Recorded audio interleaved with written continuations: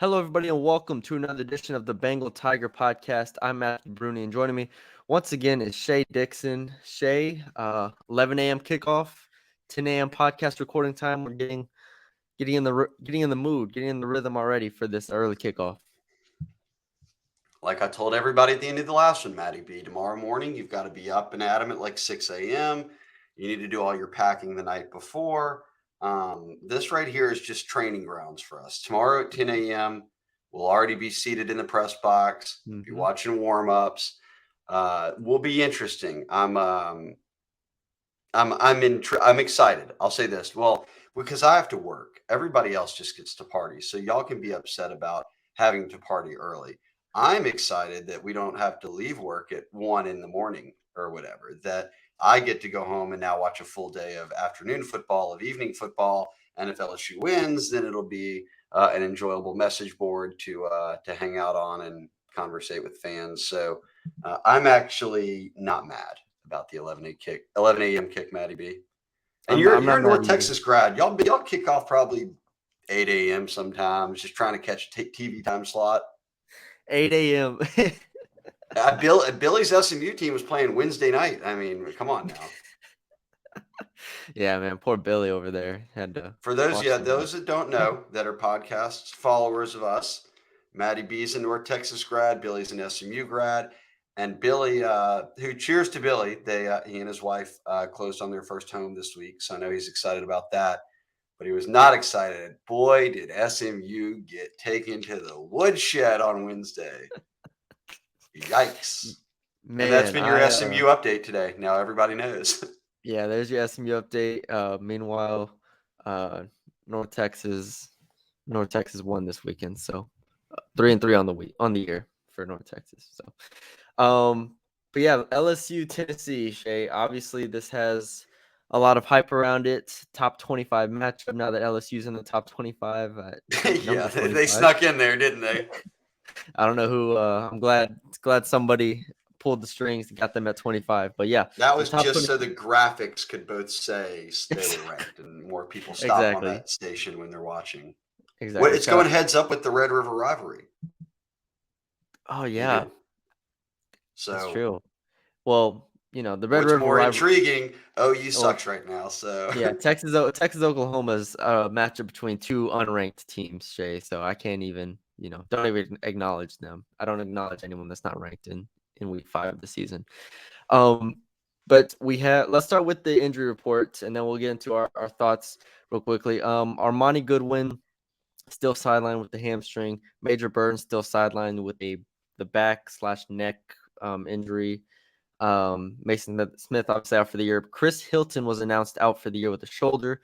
Had shoulder surgery. Expected to be back for the spring, which is kind of why they wanted to get it done now to have him ready for next year. But that puts them down to basically 6 scholarship receivers. I mean, you have Landon Ibieta, but Ibieta has not suited up to this point, or at least hasn't played to this point. So 6 or 7 scholarship receivers. The running back room is down to 3 running backs with Williams and Emery still. Fouché played his first game last week. I thought he was fine, but still got Fouché and Ward back there at safety. So I'm sorry, Fouché and Brooks at safety. So where are you at with the injury report? What are your thoughts? yeah, and I guess we should add that if you missed it this week, Seven Banks did just have some bruising on his spinal Yes, cord, which Brian Kelly said was great news. That it's a similar injury to Major Burns, but it'll keep him out 4 or 5 weeks. But it obviously that could have been a lot worse. So really good news there. Two reactions. One, I said it all off season. LSU does not have a lot of depth at receiver. They have a lot of talent at receiver, but a normal college roster carries double digit scholarship players at receiver. You're down to, as you said, Ibieta has been battling kind of concussion protocol and getting through all that across the first month of the season. And now Hilton's out, down to 6. That's not a lot. And it, yes, like Ibieta is a guy who could have taken a red shirt, and Hilton was a guy that was playing kind of behind a lot of the starters. But I thought that Hilton has shown that he can take the top off of defense and he gives you a different element than the rest of the guys do, in my mind. So I thought he was going to work his way into more snaps moving forward. So I hate it for him. He's been banged up a couple of times too. It just yeah, stinks for his development and progress. But that is something I'm monitoring. It's just like running back. Like you can't afford to have anybody else go down now. Like you're already pushing it razor thin with your depth. But I don't think it's the end of the world for this game. The Garrett Dellinger news, Matty B, Yeah. is super interesting to me because he's a starter for them on the O line. He had surgery 2 weeks ago on his hand. He got a screw put in. They said it was minor, but more or less, what, Matty B, you were there. Brian Kelly said that he got the cast molded to his hand and he's looked Yeah. good in practice. So they're going to play him. If we have any former O linemen or O line coaches listen to the pod that are on the board, they can weigh in with some reaction to this. But I just don't know, like, D linemen play with clubs on their hand all the time from breaking something. Like, I don't know how often that happens with O line or how much you're hindered by it. So I guess I was a little surprised to hear Brian Kelly almost insinuate that he would start. That was Yeah, kind I of a mean cool. that's what I got from it. It's yeah, I forgot to mention Dellinger, but yeah, Dellinger obviously missed last week's game. Expected to play, if not start. Kelly didn't commit to that, but he said he's good to go. He said he's practiced the entire week. Got the club on his hand. He's ready to go. And club might be an exaggeration. I don't know exactly how tight it is to his hand, but it's pretty clear if he didn't have a cast on his hand, there would be some uncertainty as far as the dexterity in his hand goes. So that's going to be an interesting aspect. I think they probably start him and then kind of go from there. If they need to put Bradford in, if they need to put Tremont Shorts in, whoever at the guard position, I think that's probably where they go. But the hope is Dellinger's good to go and can play. I mean, is Dellinger with one hand better than Anthony Bradford and Tremont Shorts with two? I don't know. I don't know the answer to that question, but I guess we'll find out on Saturday. And that might be a little bit hyperbole, but you get what I'm saying. I got it. All right. Not literally one hand. One All hand in right. a club. Yeah, one hand in a club. There you go. So, however that works. But all right. As far as this game goes, I mean, I wrote those analysis pieces early in the week. We've obviously watched Tennessee and we watched LSU play before. We kind of know what we're getting here. One of the fastest teams, one of the best offenses in the country in Tennessee, against, in my opinion, one of the better defenses in the country in LSU, and an offense that is kind of piecing it together in LSU. So, what are you looking forward to watching on Saturday morning? Well, the bang for your buck TV is Tennessee's offense versus LSU's defense. LSU's defense is obviously playing at a higher level than any other unit on the team, and Tennessee's offense is doing the same for them. Shout out that old Bill Martin, the old LSU assistant SID, Lake Charles native. Shout out to all the Lake Chuck people. He was at State as an SID and now runs things up at Tennessee. He had tweeted something that kind of drives home exactly what this Yeah, Tennessee offense is about. yeah. Again, from Bill Martin, their Tennessee's offense is first in points per minute, third in plays per minute, second in scoring percentage of possessions, second in points per possession, and fifth in yards per play. So not only are they fast, but they've been very efficient as well. And this is the Bryles offense. This is the Levy offense from when they were at UCF Yeah, together. I mean, when LSU was facing Ole Miss the past couple of years, like that's what you're going to watch come Saturday with Tennessee when Levy was at Ole Miss. So it's not foreign to fans, like in a number of players on the team. Like they've played this type of offense very fast paced before. I'm most curious how it affects LSU personnel wise. Like, because when you move fast and when you're going nonstop, the defense is not, you can't just keep subbing guys yeah, in and that's out or solid. get into different packages. So, Matt House, the defense coordinator at LSU, certainly knows that. They've done a good job so far on defense, adjusting both in game and at halftime. They have absolutely shut teams down, kind of Auburn and State specifically in the SEC shut them down from kind of the mid second quarter on, second half for sure. So we know they can adjust on the fly. I'm just curious. It's almost like this is a game, Matty B, for me, where because of how fast Tennessee will want to move, it's going to be a lot more of the same guys on the field kind of for the whole stretch than kind of moving in and out with rotational packages. And I'm curious for Matt House what that means. Like that's a lot of Baskerville, that's a lot of Perkins, that's a lot of whomever is kind of they deem to be Yeah. their pass coverage guys. They especially I think that's a great point because especially at linebacker, they love to sub those guys out. They love to change to their dime packages with Baskerville, their aggressive packages with Perkins, their base with Penn and Perkins. So that's going to be the interesting thing is how they sub at linebacker, who even starts at linebacker. Because if the offense doesn't sub, and there are times where they really go stretches without subbing, the defense can't really get on and off the field at all. So that's going to be probably the biggest thing is how they handle this pace. Mississippi State played with some pace, and Brian Kelly talked about that a little bit yesterday in his presser. But this is a different level, and it's also just a different offense in total. So with that being the case, I I still believe in LSU's defense.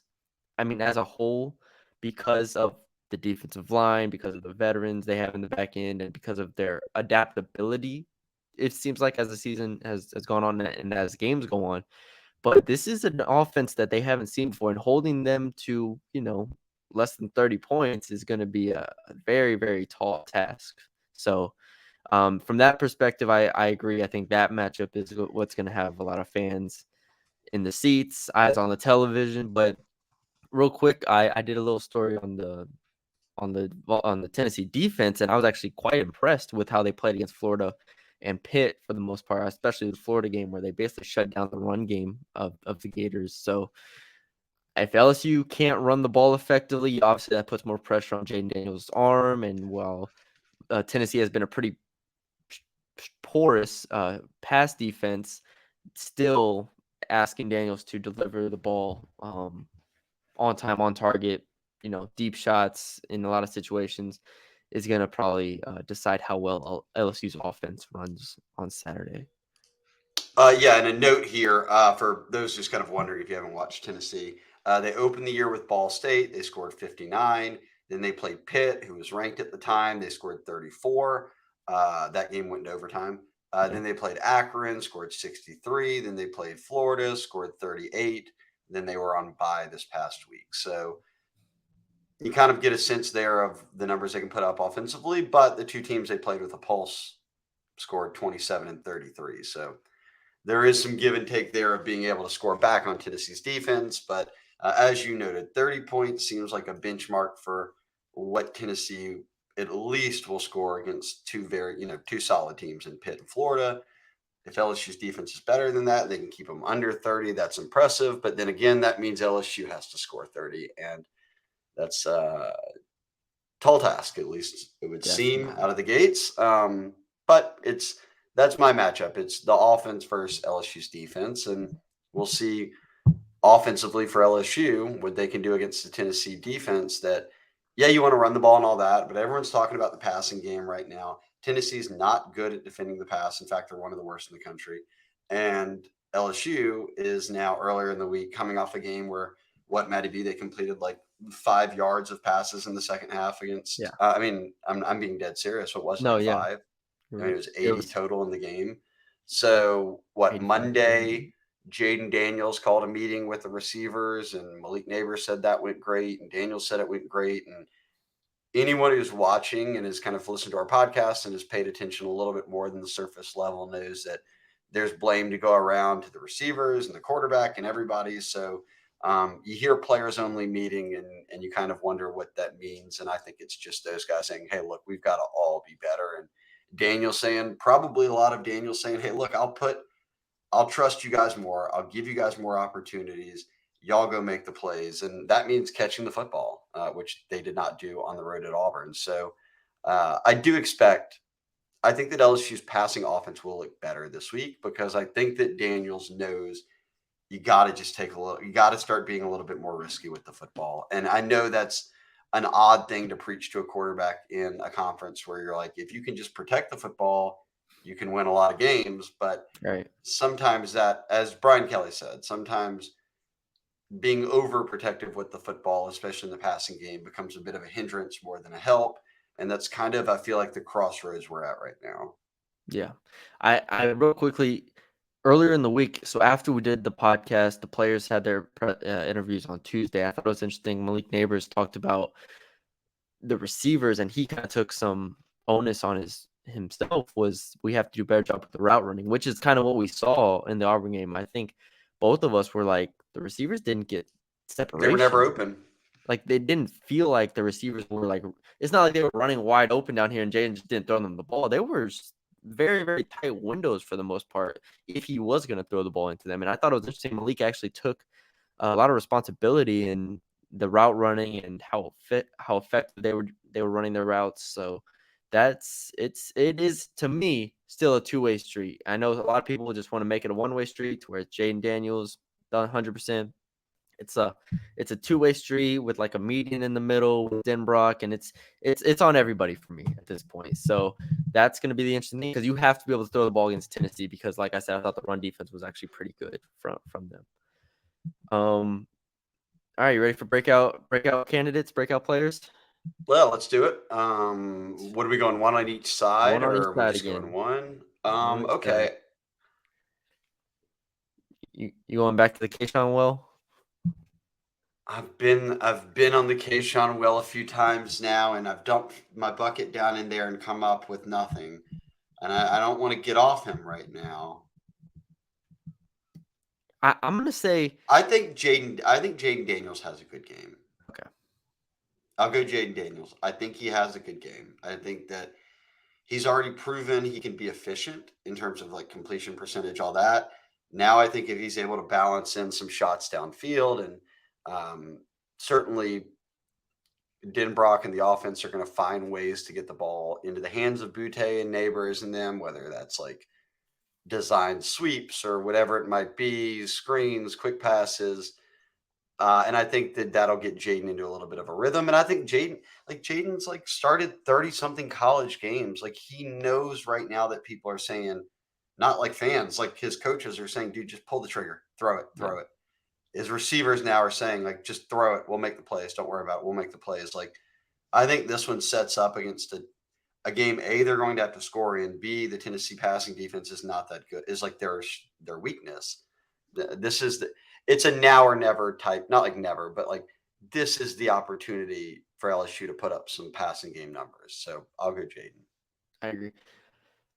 I was battling.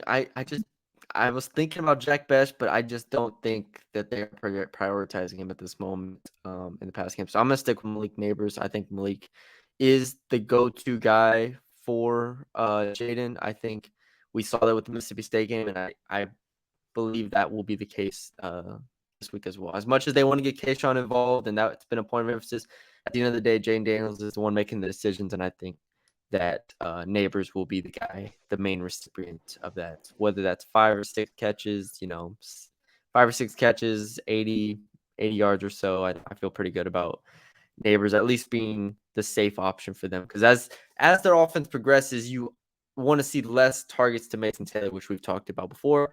And while Malik Neighbors is more explosive, he is still kind of that safe. I think he's the safest target of the receivers for Daniels at this point. So for that reason, I'll go Malik Neighbors. All right, I like it. And this will be the game Kayshawn puts up 100 and something, and I didn't pick him. But you know what? That's all right. I'm moving on because I've had a lot of confidence in my defensive pick, B.J. Ojolari. With Mason Smith out, he's the best player on your defense. We saw at Auburn he can change the game like that with the strip sack that resulted in Jay Ward's scoop and score. I feel like he's dialed in. I feel like he's healthy after kind of resting up a couple of the non-con games. And I think this is just a game that he comes out and has a big one. I don't know. I get the feeling that he knows kind of that he knows he's got to make plays for this defense to be able to be at the level that they want to play at, that House wants to hold him accountable to. And I think he's the 18. He's your leader on that side. And recruiting tie-in, BJ flipped his commitment from Tennessee to LSU. So maybe some extra juice in this one. I don't know. That was a few years ago, so maybe he doesn't care about that anymore. I like it. Probably forgot about it at this point, honestly. But 100%. I had forgotten about it until I just thought about it just then. I'm gonna go with Mekhi Gardner, and I saw Pro Football Focus, which I don't treat PFF as like the Bible of college football by any means. I think there's obviously some flaws in their ratings, but I think Mekhi Gardner's been really good this year, and I'm not sure he's been talked about enough. Um, PFF has him as the highest rated SEC cornerback this year to this point at an 84.4 rating, which if you know PFF, that's really high for them. I thought he was good in the Florida State game besides the obviously the reverse touchdown pass. I thought he was really good in the Mississippi State game. And as a secondary, they had some bust against Auburn, but I didn't put that on him specifically. If Cedric Tillman is back for Tennessee, he could be someone who is on him a lot of the times. And for those who don't know, Cedric Tillman, their best wide receiver, missed the last game. He's been trying to come back. He's I believe it was a leg injury of some sort. I forgot what it was, ankle, leg, whatever. But been going through walkthroughs. He's been lightly practicing. I haven't heard anything from Heupel since then about Cedric Tillman. But if they get him back, it's one of the 10, 15 best receivers in the country. So that obviously changes the dynamic of the game. Mekhi Gardner, to me, whether Tillman is there or not, is going to once again have a really good game. And if that results in an interception, I don't know. If that results in him not being targeted, that's just as good to me. So give me Mekhi Gardner on defense for a guy who I think has been really good this year, and I think he'll have another good game.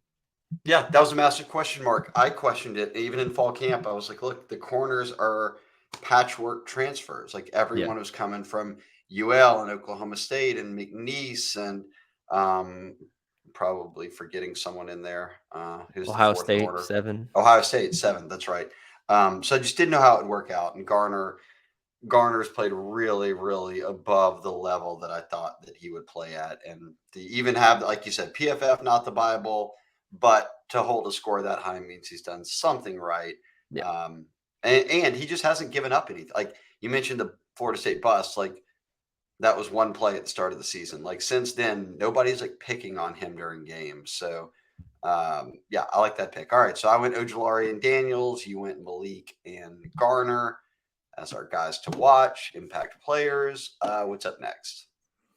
Predictions, or if you want to do kind of a one thing to watch. I thought we kind of did that when we previewed it, but I mean, real quick, I mean, my one thing to watch would be it's up front. It's up front for me. It has to be one of the offensive or defensive lines. I said coming in, I'll go LSU's offensive line against Tennessee's defensive line because I thought Tennessee's defensive line gave Florida a lot of trouble, and I don't think Florida's offensive line is as good as LSU's. But if you think about it, LSU obviously we have the 2 starting freshman tackles. We have Dellinger with a club on his hand. You have Charles Turner, who I think rightfully so. There are question marks about his size going into the teeth of SEC play, and so you got some question marks on LSU's offensive line and a Tennessee defensive line that I think is probably the strength of its defense to this point. You have Byron Young up there, some talented guys. So, the offensive line for LSU is going to kind of determine whether they can run the ball, whether Jaden gets time. I'm going to go with LSU's offensive line against Tennessee's defensive line. Okay. I'll go with the ability or inability to start fast or start at all because in the 3 games that mattered, Florida State, Auburn, and Mississippi State, LSU started slow, and that defined pretty much the game. Now they came back and won against State and Auburn. Auburn stinks. State, they just did a great job of buckling in and bouncing back in that game, and they put it on offensively, put numbers up. But Tennessee's, and then they lost the Florida State game. It cost them. Yeah. Tennessee's better than all 3 of those teams offensively. If you come out and don't score, or like you have like 3 points in the first half or whatever, like you're probably not going to win. Tennessee will just put up more points than you're able to play catch up on. So starting fast for me is key. And I'll say, Maddie B, this is like what people on the Tennessee side are saying, something to watch at least. A, they're coming off a bye week, so they're rested. B, and I know this is something like watch. Remember me saying this because I've asked around and heard this. Brian Kelly, maybe they did at Notre Dame, but they don't here. Like LSU practices after school, so like from like 3:30 to 5:30 or 6, Yeah. right? He's trying to get it, and I bet next year they'll have it to where LSU practices in the mornings. But obviously you come in right now as a coaching change, and Schedules and it's tough stuff. to flip everybody's class schedule and all that. Heupel and them practice every day at like 9 a.m. So Tennessee's saying that, hey, look, morning games are good for our team because they're used to being out there every day at 9 a.m. going through the motions. Maybe that does mean something. I think it just means that Tennessee will be able to kind of have their legs under them and start normally because they are used to that. And whether that matters or not for LSU, I don't know, but it's just one more thing that I point to and I say, LSU does not do a good job of starting fast. And now you're playing a team at 11 a.m. that's used to practicing at 11 a.m., that knows kind of how to get up early and get after it. And that's just one more added element. And they're coming off a bye week, so they're rested. Yeah. I just think it's so important. LSU find a way to start fast. And Matty B, if you start fast in this one, like if LSU goes up 7-0, 10-3, 14-3, something like that, like all the pressure in the world goes on to Tennessee. And then Yep. I think that can kind of really help shrink the game down. And then you play a little bit more clock possession, things like that. You do not want to fall behind here and then think, okay, well, we just got to go tempo and try to like score with them. Like that's not the recipe. That's a recipe for disaster in this one. So more so than any game yet, they have to score points in the first quarter. Like you've got to get on the board. Yeah. As far as predictions go, I think we'll have our prediction pieces coming up later today. And honestly, I do not have a score in my head right now, so I'm not going to ask you to give a score. Yeah, So, I don't know. but as I don't, I over the next 2 or 3 hours, I'll have one. I finished writing the final lines piece this morning, so that'll be up for those listening. Go check that out on the site. Won 3 straight weeks, and went 3-0 last week in my picks in the LSU game alone. So, hey. We're doing well. We're doing well over there. We're doing well. But That Jaden Russian prop hit, and he didn't even play the fourth quarter. Still right, hitting. right. Shout out to him. But anyways, I say that because I did all this analysis of the games. I've looked at the lines and everything, and I'm still here like very uncertain. Very uncertain. I do think playing at home for LSU is a big, big deal. Playing at home at 11 a.m. is a big deal. I think sold out crowd. It's going to be an awesome environment. I think LSU will play better at home. Like most times, people handicap games. It's 3-4 points advantage for playing at home. And I think LSU takes advantage of all of those points there. So, with that being the case, LSU, as a 3-point dog makes sense to me on paper. But I think this is the best defense Tennessee has played to this point. Well, I know it's the best defense they've played to this point. And if they can get off to a decent start offensively and not have a bagel a quarter and a half into a game, I think they have a good shot at winning this. So I'm probably going to pick LSU to win this game, and I feel pretty good about it at this point. I predicted LSU to win this game before the season.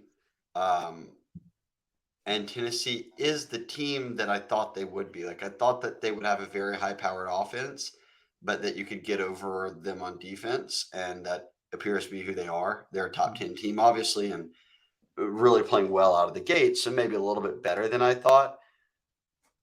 I may stick with picking LSU here, and I'm with you. I'm glad you brought up one thing we just didn't talk about yet. Playing at home, even at 11 a.m., is massive here. I think the crowd's going to be into it. Yeah. I think that can put Tennessee on their heels a bit, and then that, in a way, can kind of slow down, the what Tennessee's done so far, and make this just about this game. And if you've got Tennessee in any sort of survival mode in this one, I think that bodes well for LSU. You want to put all the pressure on the undefeated top 10 team that's coming in with the best offense, who should win, who's favored. If they get behind early, I think that then you start to see, okay, Tennessee, we've got them on their heels. We're controlling a little bit of this game. But again, that all goes back to starting quickly. I'll say this, over under is at 65 points. Mm-hmm. I don't think it hits that. I think that this is going to, like, all of Tennessee's games so far against like the Pitt, and let's just say Pitt in Florida, have been like 30 something to 30 something, or like 40 to 30 something. Yeah. I think this one's a little bit tighter on defense in a way, but really, I just think that both. I don't think this game is going to go as fast as people look at Tennessee on paper and the stats and say, "Oh man, this one, like they're going to be putting up points nonstop." Like I think this one will be more in the 20 something to 20 something or even 24-17 type. Like I know that doesn't match the over under, but and that's pretty far under it. Yeah. That's just kind of where I'm at right now. I don't think this turns into some like 40 something to 20 something game. Yeah, I don't. Yeah, check out the final lines. Check out the final lines. Check out the final lines coming out at probably like 12 o'clock. So, Are um, you going the other way? You left me no, hanging no, no, there. no, no. I'm with you. I'm with you. I Okay. think the unders. Okay. I think the under is the right play. There. I 65 is a lot, and I think the only way that happens is if Tennessee hit 40. In which case I Yeah, me think they too. win the game like 40 to 28. 40 or 38-28 or something like that. And I think this LSU defense is too good to allow 38 points to anybody. Yeah, and I don't think it'll be a 30 something to 30 something game because I just don't. Like I don't think the LSU defense would allow 30 something while simultaneously scoring that much on offense. So Imagine how much would have to go wrong for both defenses to allow 30 points each. Like allowing this Jaden Daniels LSU offense to put up 35 on you seems like a tall task. Like they only did it to Mississippi State. Mississippi State fumbled the ball on like the 10, things went wrong, things went right. So it's gonna be interesting. It's a tough game to really predict. We'll have our predictions on the site coming soon this evening. So check those out. And yeah, I think that's all we got. I didn't back out. I didn't, when this isn't us backing out of predictions. We'll have our predictions on the site, but I think I'll take LSU probably. okay, I'll go LSU in the under, and I'll change my mind later. Okay, you're gonna parlay those together, No, roll. no, don't be parlaying anything, kids. You'll win nothing. Keep those bets Hey, single. wise words from Shea Dixon. No parlays here. Don't do Now it, sometimes I kids. get bored. Sometimes I get bored. That's well, of course. That's. I mean, I'm getting bored all the time. I'm doing a damn exact score predictions of the Thursday night football game a couple weeks ago. Let's be real. Just trying to teach everybody from my mistakes. Don't do it. Yeah. Well, yeah. When I get bored, who knows what happened? I might tease something up and just go crazy on the app. But hey, don't parlay. Don't parlay. But all right, that's all we have for y'all today. We hope y'all enjoyed the episode. I'm working to get the internet fixed, so on my side, but the audio is the most important thing. So we got that worked out, and yeah, that's Yeah, pretty you much it. sounded good. It's fine. Sounded good. That's all that matters. That's all that matters, right? That's why they come here for the information. You can become a subscriber for $1 on the site. Still, I still got the hat right here, ready to pull up and go. $1 for an entire year for the Bengal Tiger on 3 sites. Had a lot of people join, a lot of people interact with us on the board. We really appreciate all that. Subscribe to the YouTube page if you haven't already. It's blowing up. It's doing a great job. So thank you to everybody who has subscribed, who likes the videos and all that stuff. Leave us a 5-star rating and review if you listen to the podcast on Spotify, on Apple, and you don't know what I'm talking about when I say the video aspect of hasn't been great for me. But yeah, we'll get all that worked out, and we appreciate